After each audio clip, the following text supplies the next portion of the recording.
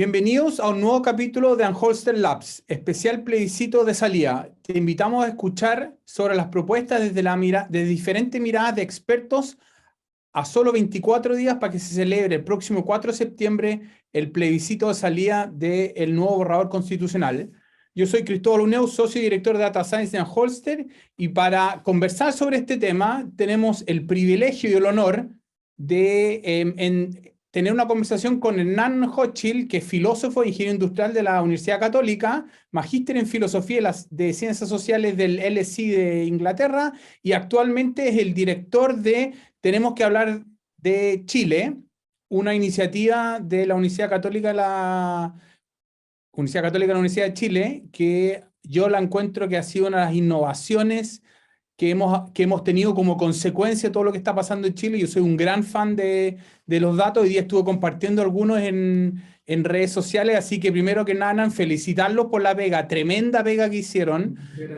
Aunque quizás ahí nos puedes contar algunos detalles de todos los desafíos que significó, pero primero que nada felicitarlos y un gusto tenerte acá con nosotros. Oye, nada, muchas gracias Cristóbal por la posibilidad de conversar. La verdad, yo también, a mí me gustan mucho los datos y creo que vale la pena masticarlos un poco a 24 días de este plebiscito tan importante, así que agradecido por el espacio. Cuéntanos un poco de dónde, para los auditores que nos escuchan y que no saben, y que quizás o saben o lo vieron o se les olvidó, cuéntanos un poco cómo surgió esto de Tenemos que hablar de Chile, y quizás resumir en con las dos o tres ideas que tú te quedas de todo este proceso que yo me imagino que sigue, ¿no es cierto? Así es. Bueno, les cuento un poco. Tenemos que hablar de Chile nace en marzo del 2020. Nace públicamente ahí, pero antes, ¿cierto? Emerge de conversaciones de académicos de la Universidad Católica y de la Universidad de Chile. Algunos de esos académicos habían participado en la sistematización del proceso de diálogo del proceso constituyente de la presidenta Bachelet. Y nace un poco de un doble diagnóstico, uno diría. Por una parte, un diagnóstico de que no necesariamente hay una respuesta acabada a por qué ocurre el estallido social o qué implica el estallido social o cuál es la voz, ¿cierto?, que emerge de ese estallido social. Y que es necesario profundizar, escuchar, entender, abrir y ampliar la mirada respecto a lo que estaba ocurriendo. Y lo segundo es que nace también con el objetivo de posicionar el diálogo como una herramienta para hacernos cargo de estos problemas sociales tan complejos que tenemos. ¿Ah? Y esto lo toman las dos rectorías de la Universidad Católica, perdón, de la Universidad Católica y la Universidad de Chile. Las dos rectorías juntas, ¿cierto?, toman este proyecto y lo impulsan desde la rectoría. Y ¿cierto?, con esta idea de instalar el diálogo como una herramienta de abordar los problemas que tenemos, y lo segundo, de producir un sistema de escucha lo suficientemente riguroso que nos permita generar quizás más capas de análisis de las cuales teníamos y estábamos trabajando en las hipótesis y en las teorías que explicaban, ¿cierto?, lo que había ocurrido. Entonces, lo que hicimos fue diseñar un proceso participativo. Bueno, vino la pandemia borró toda la planificación que teníamos, porque toda la planificación era presencial. Claro. Nos íbamos a desplegar por todo el país, ¿cierto?, con un sistema de diálogos presenciales, y la pandemia borró eso y complejizó por una parte porque tuvimos que irnos al digital, pero al mismo tiempo el digital facilitó algunas cosas que no teníamos previstas desde antes y nos permitió desarrollar diálogos bastante improbables. Entonces impulsamos durante el 2020 más de 3.000 diálogos y otros procesos de escucha. El 2020 participaron cerca de 100.000 personas a través de distintos mecanismos. El objetivo del Tenemos que hablar de Chile es sobre todo hacer conversar al que no sabe participar, al que no quiere participar y al que no puede participar. Uno a veces, me imagino que ustedes, por ejemplo, hacen análisis, ¿cierto?, de datos, de conversaciones en redes sociales, y uno muchas veces ahí tiene la voz del que le gusta opinar, del que le gusta participar. Y lo que buscaba justamente esta plataforma es hacer conversar al que no sabe, al que no quiere y al que no participa. ¿Ah? También abrimos las puertas, obviamente se abrieron las puertas al que quería participar, al que sabía participar y al que podía participar, pero nuestro objetivo era hacer conversar hacer emerger, ¿cierto?, esa conversación que a veces no está presente. Y entonces diseñamos uno de los procesos participativos que se llamó Chile a Escala, que terminó un documento que se llama Chile se piensa y proyecta, a través de un Chile a Escala, y ese Chile a Escala fueron cuotas, hicimos distintas cuotas en función a un poco la demografía del país, y salimos a buscar 10.000 personas, y las reunimos en conversaciones por Zoom, ¿ah?, en grupos de A5, con la ayuda de un facilitador, y les preguntamos qué es lo que había que mejorar, qué es lo que había que cambiar y qué es lo que había que mantener en Chile. Bueno, y les preguntamos varias cosas más, ¿ah? Todo eso lo registramos, lo sistematizamos y generamos una serie de hallazgos de ese proceso de conversación, que fue el primero que tuvimos. Hoy día hemos tenido más procesos, pero diría que ese fue el punto de partida y es nuestra gran base de datos, desde donde yo diría que podemos ayudar un poco a entender algunos de los fenómenos sociales que estamos viviendo. Y ahí, ¿qué aprendiste tú, o que intuías, o que sabías, o que no sabías, ¿no es cierto?, que te haya marcado para todo lo que vino después? Yo creo que varias cosas. Diría que tuve la suerte y el privilegio bastante único de poder acceder a esas múltiples conversaciones, lo que me abrió harto la cabeza, me rompió la cabeza y diría que amplió la base de herramientas con las que uno a veces analizaba estos fenómenos. Lo primero es que no emerge un discurso, no emerge una sola voz, no emerge la idea como de una narrativa del pueblo, ¿ya? No emerge una voz popular, ¿ya? Emerge más bien diversidad, emerge una diversidad que abierta a complementarse, porque estos son diálogos, ¿cierto? Las personas tenían que llegar a acuerdos, tenían que diverger también, pero también tenían que converger. Emerge una diversidad que tiene espacios de complementariedad, y emerge una diversidad que está muy determinada por el lugar desde donde hablan las personas, y ese lugar tiene una dimensión etaria y tiene una dimensión territorial, o sea, las personas hablan desde su lugar. ¿Qué quiere decir esto? Que si alguien está hablando de una vivienda, por ejemplo, quizás una persona de 50 años está muy contenta porque accedió a la vivienda hace 20 años, cuando los precios eran la mitad, y logró una tasa para un crédito muy, muy bajo, entonces está muy feliz con lo que ha pasado en la vivienda en Chile, pero de repente hay un cabro de 30 que está muy infeliz con lo que ha pasado con la vivienda en Chile, porque dice es imposible lograr el pie, porque los créditos están, qué sé yo, muy altos, porque no tengo cómo acceder a eso. Entonces, un mismo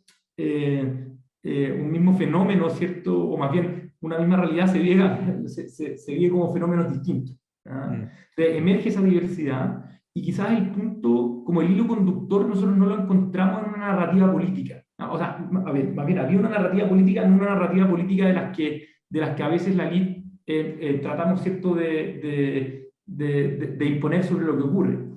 Y encontramos más bien un sentimiento común, ¿ya? No encontramos un raciocinio común, no encontramos un argumento común, no encontramos una realidad totalmente común, pero sí encontramos un sentimiento. ¿Y el sentimiento qué es? Ese sentimiento es la inseguridad, ¿ya? Es la fragilidad, es la inseguridad de los proyectos de vida, y más bien una inseguridad doble, nosotros lo llamamos el malestar, ¿ya?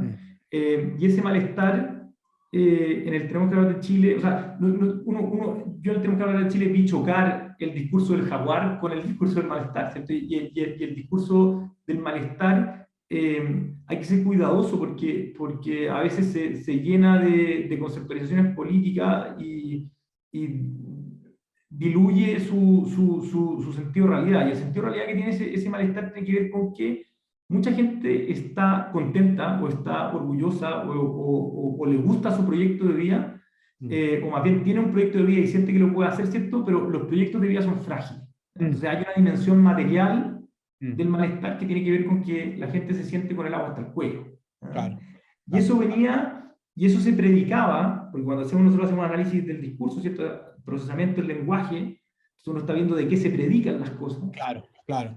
Entonces la inseguridad se predicaba no solamente de la pandemia, sino que de esa fragilidad del proyecto de vida, el agua hasta el cuello. Y esa es una dimensión del malestar. Y la otra dimensión del malestar tiene que ver con el trato, tiene que ver con el relacionamiento de la sociedad, tiene que ver con la sensación de abuso muchas veces, con la sensación de maltrato, con la sensación y predicado de las grandes instituciones, del Estado, las grandes empresas, ¿cierto? Pero también predicado del relacionamiento de la sociedad, con mis vecinos, ¿cierto?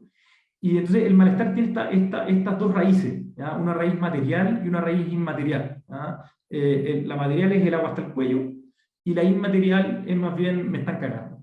Pero me Entonces, están cagando en el sentido de mi jefe me trata mal, me grita. claro, y ojo que no necesariamente es solo sobre ti, ¿ya? Incluso puede ser que ese malestar no se predique de ti mismo, pero es lo que le pasó a mi abuelo, Perfecto. es lo que le pasó a un amigo, en el Lo que fondo puede haber pasado a mi hijo en el colegio. le puede haber pasado a mi hijo en el colegio, quizás nunca me pasó a mí, ¿ya? Ya. Por ejemplo, en salud es muy fuerte, ¿ya? Entonces, hubo alguien de la familia que se enfermó y no tenía cómo resolver el problema, y qué sé yo, y si pagaba, lo resolvía, si es que no pagaba, lo tiraban a la cola, y esa sensación de cómo el Estado te trata, ¿ya? Cómo la sociedad a veces nos relacionamos, y como decía, no necesariamente respecto a tu propio proyecto de vida, no es que tú no hayas logrado, sino que esto se llama, creo que es la paradoja de Feno, ¿ya? Que es que en tu caso particular puede ser que tú no lo percibas así. Por ejemplo, no, con mi banco yo no he tenido problema, ¿ya? Pero la banca en Chile te está cagando. Claro, claro, Entonces, con mi diputado, con mi alcalde yo no he tenido el problema. Pero, entonces, claro. ese ideario estaba muy fuerte con estas dos dimensiones. Entonces, al malestar emerge el ánimo de cambio. ¿Y qué significa el cambio? Y esto es lo más interesante cuando uno hace diálogo, porque la diferencia del diálogo con las encuestas es que los diálogos uno no está buscando determinar preferencias. Ya las preferencias también aparecen, pero lo que uno busca es determinar sobre todo el significado de las cosas. ¿Qué significa, por ejemplo, el cambio para las personas? Y el cambio significa, bueno, pasar de este malestar a una etapa positiva, algo mejor, ¿cierto? Pero es un cambio sobre todo estabilizador de la vida. O sea, el cambio real es el cambio que logra estabilizar la vida, no el cambio que desestabiliza la vida. ¿Ah? Entonces, el anhelo de cambio es un cambio estabilizador, y esa estabilidad viene dada también por hacerse cargo de estas raíces del malestar, por una parte por instituciones, ¿cierto?, que quizás jueguen un rol más protector, que se preocupen más de las personas, pero que también te traten bien, ¿no? Y también de una sociedad que logre como encontrarse en el respeto mutuo, en el relacionamiento mejor, ¿no? ¿Y cómo, perdona, y cómo cruza esto con el proceso después constituyente que hubo? Porque yo tengo, de lo que yo entiendo y pude ver en la página, como que ustedes hicieron escucha durante mucho tiempo y durante Exacto. todo el proceso, entonces tú quizás viste si el proceso constituyente tuvo un impacto, profundizó, mejoró las esperanzas. ¿Cómo lo vieron ustedes desde la escucha, desde los diálogos? Hay una primera etapa en que, a ver, el ánimo de cambio se encausa en una dimensión institucional que la toma el proceso constituyente, pero también se encausa en una dimensión social, ¿ya? Cuando emerge el concepto de pacto social, ¿ya? Claro, No es solamente escribir una nueva constitución, es instalar un pacto social, claro, ¿ya? claro. Y lo social tiene mucho que, de hecho, a las personas le pedíamos que priorizaran, ¿ya? Y cuando priorizaban, la constitución era un tema muy relevante de cómo encauzar los cambios, pero sobre todo el tema educativo, ¿ya? Pero una dimensión de la educación poco común, que la educación en Chile siempre ha tenido esta lógica como de movilizador de las oportunidades personales, ¿cierto? Pero acá emerge con esa dimensión, pero también con un acople, que es que una sociedad que se trata mejor, ¿ya? Una sociedad que se relata. Entonces, cuando la gente quería, por ejemplo, se imaginaba el proceso constituyente, ese proceso constituyente tenía que ver con cambiar la forma de hacer política, ¿ya? Entonces, por eso las personas buscaron independientes, porque si eran independientes de sus ideas partidistas, Yeah. ¿ya? Esa es un poco la hipótesis, Lógica, la claro, lógica. Claro, si claro. eres independiente, vas a velar por Por los la intereses sociedad. más generales del país, no del partido político en el fondo. Exactamente. Entonces, yo diría que en una primera etapa el proceso constituyente logra encauzar esa esperanza, pero después efectivamente hay un desacople o hay algo que es natural, y estos procesos son difíciles, pero hay un desacople entre cómo el proceso constituyente empieza a conversar o los presupuestos con los que opera el proceso constituyente respecto a los anhelos populares, que empieza a desajustar el anhelo popular, ¿cierto?, con los presupuestos del proceso constituyente. ¿Ah? Y yo creo que eso ejemplifica muy bien la etapa en que estamos hoy día, ¿cierto? En que como que la convención, lo que ocurrió con la convención, ¿cierto?, carga mucho toda la discusión que estamos viviendo, y que la norma constituyente más importante que necesitamos como país todavía no se ha instalado, ¿ya? Que es el querer vivir juntos. El ánimo, lo que se llama el ánimo societatis, ¿cierto? Y esa norma tiene que ver con que lo que se escribe en un texto es importante, pero lo más importante de todo es lo que no queda por escrito. ¿Ah? Esa es la gran norma constituyente finalmente de una sociedad, ¿cierto? Un pacto de una sociedad que se quiere proyectar en el tiempo. ¿Ah? Y ese es el gran desafío de la política actual, y es un desafío muy complejo, muy complejo, porque ese desafío choca con las dinámicas, fuerzas y lógicas políticas en las cuales estamos atrapados, ¿cierto? Esta elite polarizada, esta elite que trabaja mucho en sus cajas de resonancia, en sus redes sociales, ¿cierto?, sus barras bravas.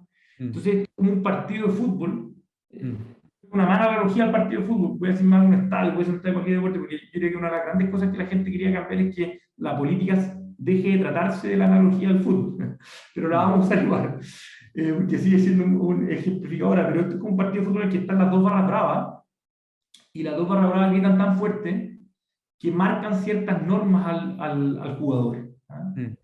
El jugador, ¿cierto?, la barra le está diciendo, compadre, pegue a morir. Pegue a morir, acá ganamos a morir.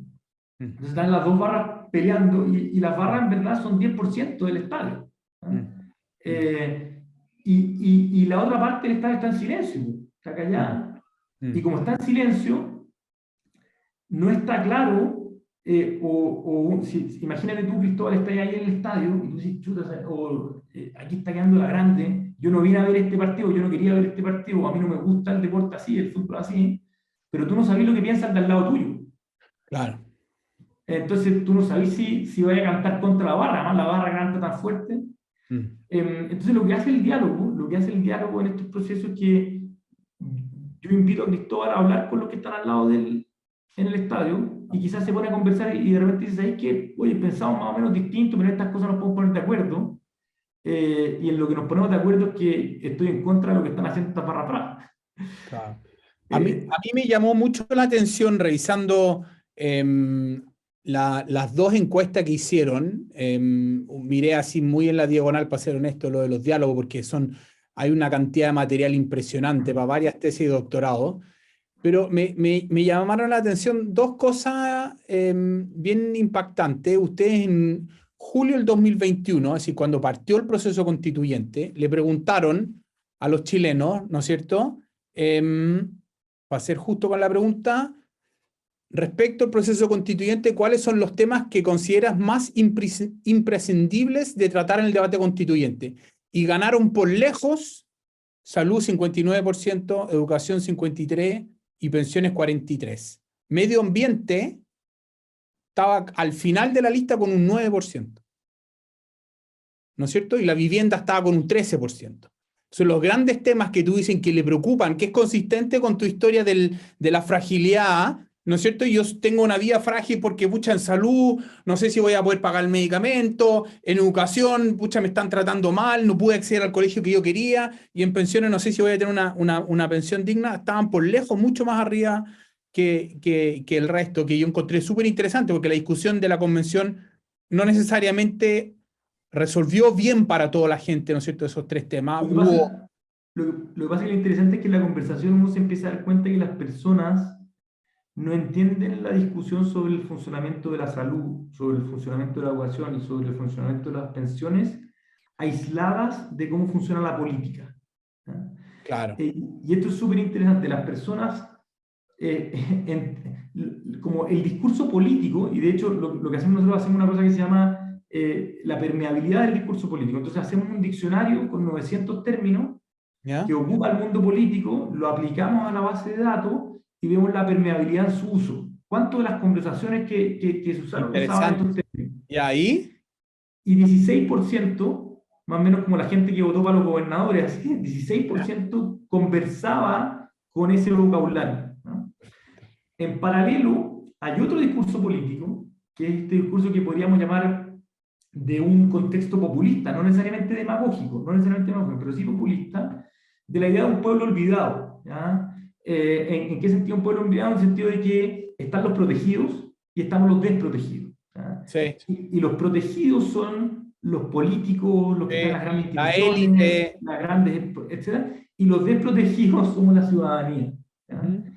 Eh, y, y, y yo diría que ese quiebre no se logra resolver lamentablemente no se ha logrado resolver, ¿cierto?, al momento que estamos viviendo hoy. Ese Sí, quiebre sí, continúa, ¿cierto?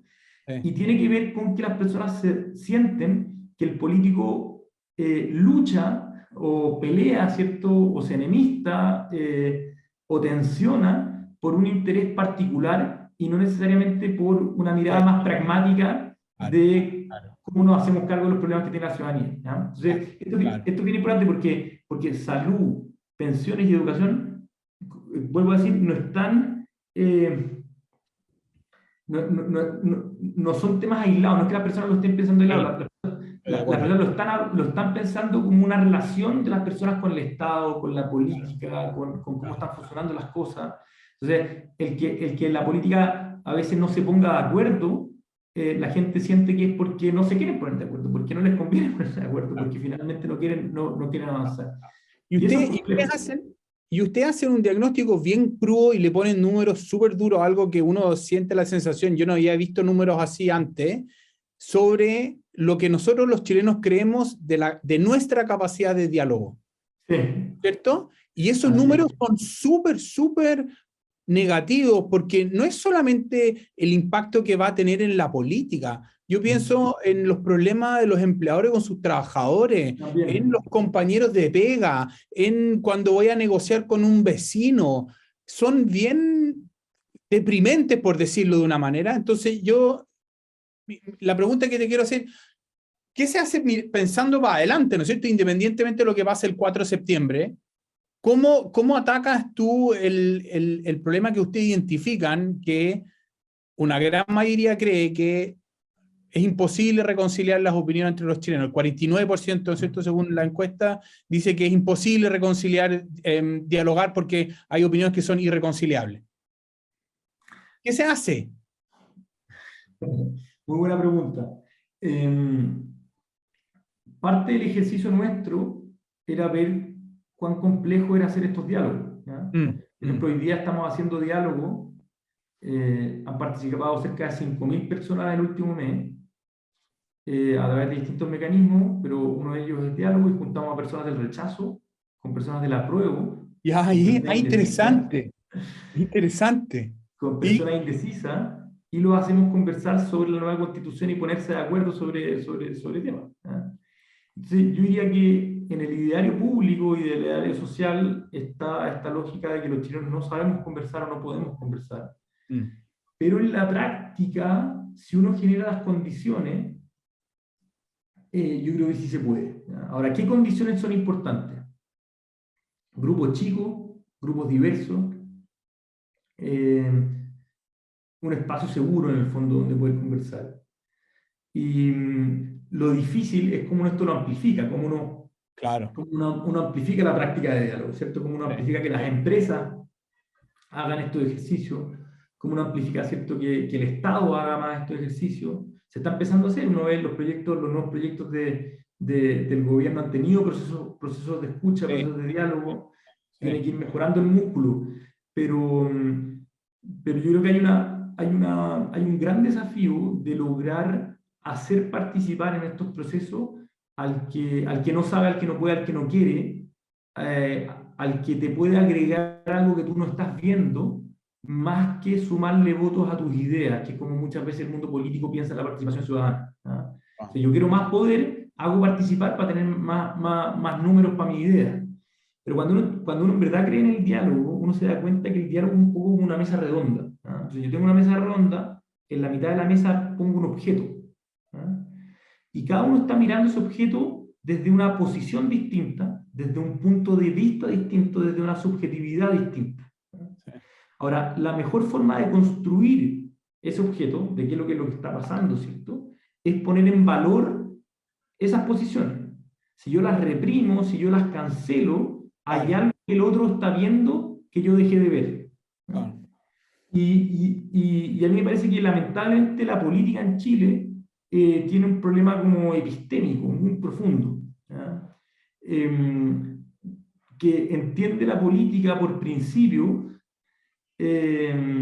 como enemistad y como hegemonía. La política pensada como hegemonía, como que yo tengo que lograr un pueblo hegemónico que quiera lo que yo quiero, y tengo que imponer mis ideas frente al otro. Es una política que hace imposible construir un pacto social, o que hace imposible romper los dilemas de nuestro tiempo. Y ahí me meto después cuáles son los dilemas de nuestro tiempo, pero yo creo que ahí hay una tensión muy profunda. La élite, o parte de la élite schmittiana, siguiendo las lógicas hegemónicas, versus una política que se entiende como poner en valor las diferencias, como construir desde las diferencias, como legitimar las diferencias, que ojo que el mundo del emprendimiento tiene mucho de eso. Quizás alguien que no está escuchando viene del mundo de la empresa, el emprendimiento, y diría la innovación, la mejora de soluciones, ¿cierto? Todo lo que es desarrollo e innovación viene de poner en valor las diferencias. No anularlas, como a veces hace la política en Chile. Me gusta eso, lo que tú dices, y lo distingue muy bien en el diálogo, el que no sabe, el que no quiere y el que no puede, ¿no es cierto? En el sentido de que son personas distintas y son la gran masa. Son la gran masa. Entonces sería interesante, yo no sé, pues no lo he visto, si han tratado de caracterizar quiénes son estos tres grupos de chilenos que de alguna manera están como en la periferia, porque nosotros que hemos hecho harto análisis de participación, me imagino que también hay de estos tres grupos: el que no sabe cómo ir a votar, el que no quiere ir a votar y el que no tiene los medios para ir a votar, ¿no es cierto? Entonces sería súper interesante que hicieran, no sé si lo están haciendo, lo van a pensar hacer, tratar de identificar quién es el chileno que no quiere, quién es el que no sabe y quién es el que no puede hacerlo, ¿no es cierto? Es como el 90%. Sí, no, por eso. Siendo tan importante en masa, la pregunta es, bueno, ¿quiénes son? ¿Qué viven? ¿Cómo experiencian? ¿Cuál es su fragilidad que ven? ¿Cómo los han tratado? Yo creo que es un estudio más bien sociológico que no sabemos cómo es ese chileno. Así es observador, pues, el trabajador, el que está a veces en el día a día atrapado en otra cosa, que como decía, es la gran masa muchas veces del país, pero que finalmente sí termina votando, que si tú le das la oportunidad de participar, termina participando, pero efectivamente hay que analizarlo en más detalle. Y yo creo que es importante analizarlo en más detalle también porque justamente cuando uno ve los dilemas de este tiempo, se da cuenta que no hay discurso que tenga la capacidad de abordar la complejidad de los desafíos que tenemos. O sea, no hay ideología política para nuestro tiempo, capaz de hacerse cargo de los problemas que tenemos. Si uno piensa en los problemas de cambio climático, si uno piensa en los problemas de los temas sociales que tenemos, el tema migratorio, los temas económicos, las múltiples crisis que tenemos, la pandemia, ¿cierto? El que usa una caja de herramientas muy fija, el que busca responder a la realidad con su caja de herramientas, ¿cierto?, basada en un libro del año 55, del año 70, del año 30, del año 80, va a chocar con una realidad que es inmanejable en función de ese sistema. Y yo creo que le ha pasado a este gobierno, le pasó al gobierno anterior, y es un poco la norma. Y yo creo que lo que a veces no nos damos cuenta es que el nivel de dificultad de los problemas que tenemos hoy día requiere justamente ampliar esa caja de herramientas y requiere sobre todo hacerlo más difícil, y la razón de ser de la política, que es cómo convocar y cómo encauzar, ¿cierto?, la fuerza de la ciudadanía hacia estos procesos de respuesta a los desafíos que tiene el mundo. Un ejemplo bien clarito.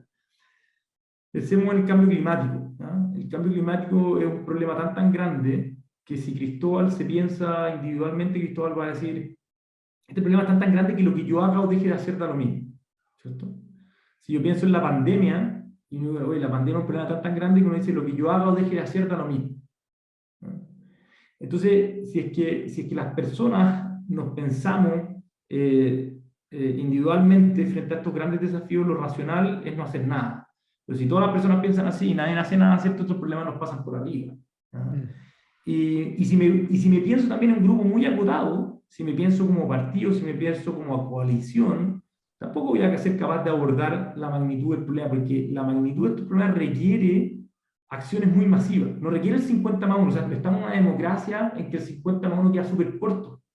Si que el 50+1 de las personas se hubiese vacunado, la pandemia no hubiese pasado por encima, ¿no? Entonces nos requiere mover y movilizar, ¿cierto?, a grandes masas ciudadanas en función de propósitos comunes, dispuestas, ¿cierto?, a colaboraciones, dispuestas a esfuerzo y sacrificio. ¿Y tú sientes que eso no pasó con el proceso constituyente, por ejemplo? Y que no está pasando con la política y que no está pasando necesariamente en Chile y en muchas otras partes. Yo creo que sí pasó con la pandemia, ¿no? Yo creo que sí pasó con la pandemia. Sí pasó con la vacuna, sí pasó con algunas de las cuarentenas que tuvimos, ¿cierto? En que se logró desplegar la sociedad y que el Estado fue, el Estado no fue, el Fondo del Estado fue una plataforma que convocó. Claro, claro. Y fue una fuerza potente, pero que se acopló a la fuerza de la ciudadanía. Entonces, cuando estamos viendo, ¿cierto?, la magnitud de los problemas que tenemos, a veces nos olvidamos de que frente al cambio climático vamos a necesitar miles de personas respondiendo a él, frente, ¿cierto?, a la mayoría de los problemas que tenemos, ¿cierto?, necesitamos respuestas muy mayoritarias, y eso requiere una política que, manteniendo sus diferencias, y las diferencias son muy positivas, tienen riquezas, ¿cierto?, aprenda a construir de manera colaborativa. Oye, se nos pasó el tiempo volando, Hernán. Yo me quedé con gusto a poco, así que vamos a invitarte a otro podcast si tu tiempo lo permite. Yo encuentro que ha sido una conversación increíble y yo aprendí cualquier cantidad y espero los que nos escuchen también, en el sentido de que, en el fondo, cuáles son los desafíos de un diálogo que nos haga que queríamos vivir, como dices tú, en este país, todos juntos, ¿no es cierto? Así es. Entonces, quiero agradecerte, Hernán, el tiempo y tu sabiduría y tus conocimientos y tu generosidad de haber venido para acá, y los invito a todos a seguir en esta cruzada de preparándonos para el plebiscito de salida. Muchas gracias. Descubre todo lo que hacemos en Anholster a través de nuestras plataformas.